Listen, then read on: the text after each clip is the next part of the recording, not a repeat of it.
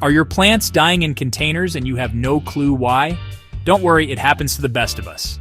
Chances are you're making one of the most common container gardening mistakes, and it's costing you your plants, time, and money. Welcome to Don't Do This Guide, the channel that helps you sidestep common gardening blunders so your plants can thrive. Think of it as a friendly chat at the garden fence, sharing tips and tricks to make your gardening life a little easier. Don't forget to hit that subscribe button and turn on the bell so you never miss a gardening tip that could save your plant's life. After all, every good garden starts with knowing what not to do.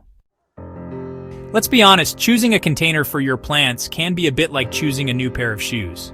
You want something that looks good and fits well, and just like shoes, the wrong container can lead to discomfort and even disaster. The most important thing is to choose a container that's the right size for your plant.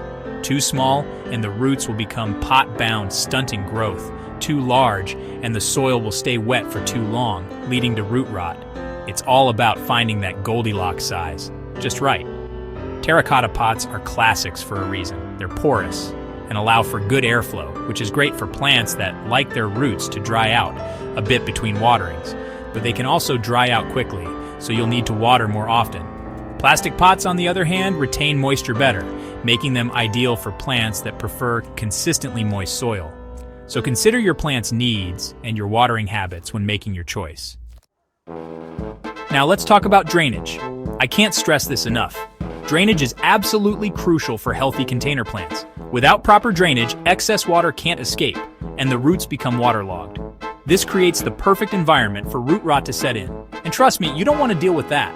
So how do you ensure proper drainage? It's simple, really. Always choose containers with drainage holes. And I don't mean just one tiny hole in the center. Multiple drainage holes are best to allow for adequate water flow. If you find a container you absolutely love, but it lacks drainage holes, don't despair. You can easily drill some yourself. A simple drill bit designed for ceramic or plastic will do the trick. Now, let's talk about what you're putting in those containers. And no, I'm not talking about the plants just yet. I'm talking about the potting mix.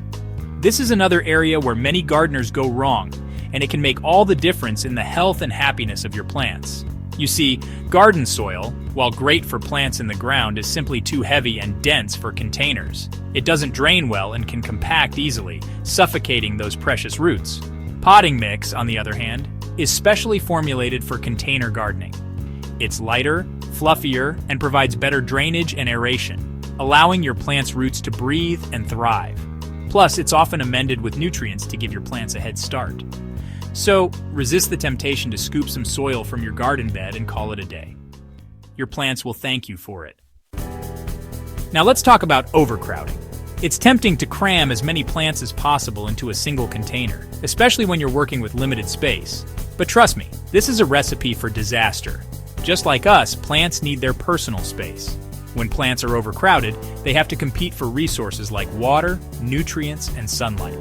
This can lead to stunted growth, leggy stems, and an overall unhealthy appearance. Instead of cramming, give your plants room to breathe and spread their roots. Remember, it's better to have a few healthy, thriving plants than a crowded mess of struggling ones. Let's be honest, watering can be a bit of a guessing game. Too much water and you risk root rot. Too little water and your plants wilt and suffer. So how do you find that sweet spot? Well, the first step is to understand your plant's individual needs. Some plants, like succulents and cacti, prefer their soil to dry out completely between waterings. Others, like ferns and impatiens, thrive in consistently moist soil. Do your research and get to know your plant's preferences. Next, use your finger as a gauge.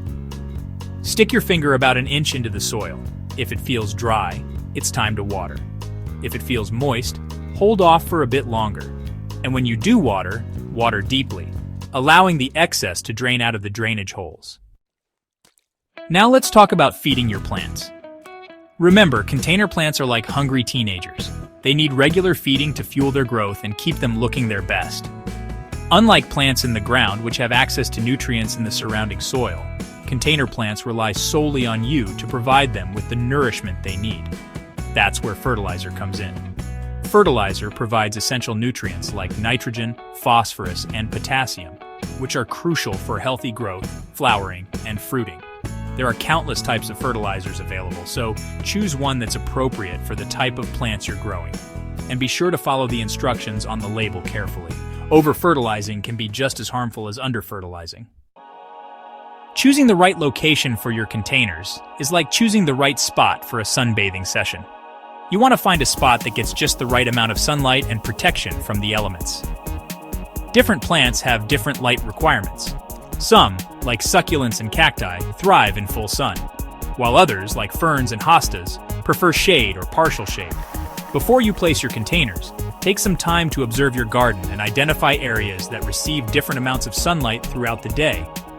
Temperature is another important consideration. Some plants, like tomatoes and peppers, love the heat, while others, like impatiens and fuchsias, prefer cooler temperatures. If you live in an area with hot summers, you may need to provide some shade for your more delicate plants during the hottest part of the day. And don't forget about wind. Strong winds can knock over containers, damage delicate foliage, and dry out soil quickly. If you live in a windy area, you may need to provide some shelter for your containers or choose sturdier, heavier pots. Just like we need fresh food and water to thrive, our plants need fresh soil. Over time, the nutrients in potting mix become depleted, and the soil structure can break down, leading to compaction and poor drainage. That's why it's important to refresh the soil in your containers periodically. How often you need to repot will depend on the type of plant and the size of the container, but a good rule of thumb is to repot every 1 to 2 years. When repotting, choose a container that's slightly larger than the previous one, giving the roots room to spread out.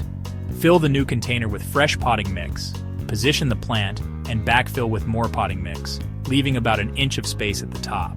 Repotting gives your plants a fresh start, providing them with the nutrients and growing space they need to thrive.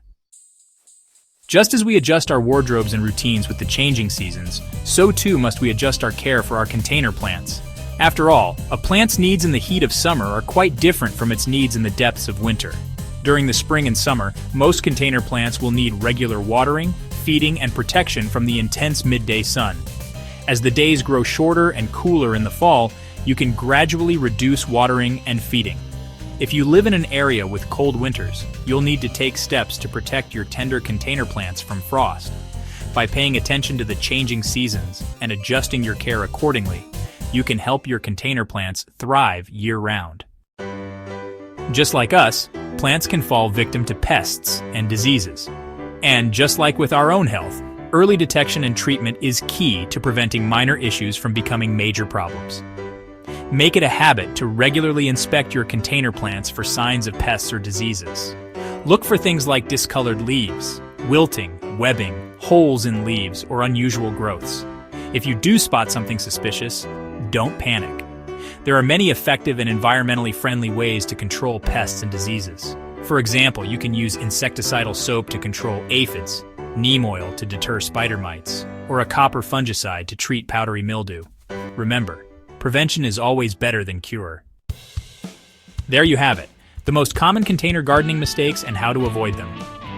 Remember, container gardening is all about creating a thriving oasis for your plants, even in the smallest of spaces. With a little attention to detail and a lot of love, you'll be amazed at what you can grow in containers. If you found this video helpful, give it a thumbs up, subscribe to Don't Do This Guide, and let me know in the comments which mistake you've been guilty of. No judgment here, we've all been there. Happy gardening.